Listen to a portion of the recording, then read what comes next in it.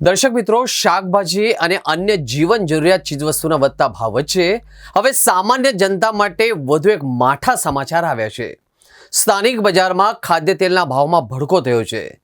સિંગતેલ અને કપાસિયા તેલના ભાવમાં ઝીંકાયેલા અચાનક વધારાના કારણે મધ્યમ વર્ગીય પરિવારોના ઘર ખર્ચ પર ભારે બોજ આવી પડ્યો છે।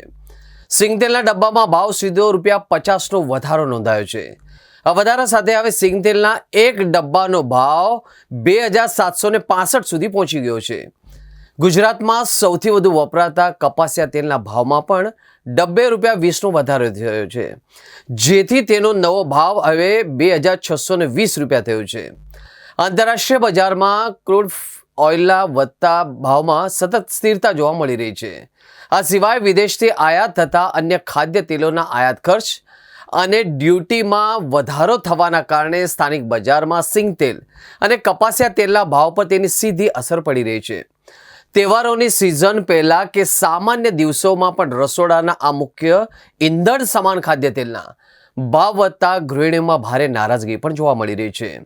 મધ્યમ વર્ગીય પરિવારનું કહેવું છે કે આવક મર્યાદિત છે, એની સામે ખર્ચ સતત વધી રહ્યો છે। જો તેલના ભાવ આ જ રીતે વધતા રહેશે તો રસોડાનું બજેટ મેનેજ કરવું અશક્ય બની જશે। વેપારીઓ આશંકા સેવાઈ રહ્યા છે, જો આંતરરાષ્ટ્રીય બજારમાં સ્થિતિ ઝડપથી નહીં સુધરે તો આગામી દિવસોમાં ભાવ હજી પણ વધી શકે છે। આ નવો ભાવ વધારો મધ્યમ અને શ્રમિક વર્ગના પરિવારોને કમર તોડી નાખનારો સાબિત થઈ રહ્યો છે।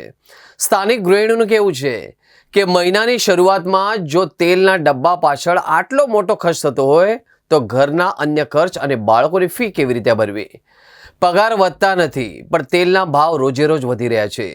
બજારના સૂત્રોનો માનીએ તો જો વૈશ્વિક બજારમાં પરિસ્થિતિ વહેલી તકે થાળે નહીં પડે અને સરકારી સ્તરે કોઈ રાહત નહીં આપવામાં આવે તો આગામી દિવસોમાં ખાદ્ય તેલના ભાવ હજી પણ નવા રેકોર્ડ તોડી શકે છે। હાલ પૂરતું તો જનતા માટે તેલ જુઓ અને તેલની ધાર જુઓ તેવી સ્થિતિ સર્જાઈ છે। તેલ વગર રસોઈ શક્ય નથી। પહેલાં અમે આખા વર્ષનું તેલ એક સાથે ભરી લેતા હતા, પણ હવે ડબ્બાના ભાવ 2700ને પાર થઈ ગયા હોવાથી દર મહિને 1-2 કિલોના પાઉચ લાવીને ચલાવવું પડે છે। તહેવારો તો દૂરની વાત છે, પણ અત્યારે રોજનું આયોજન કરવું પણ ભારે પડી રહ્યું છે।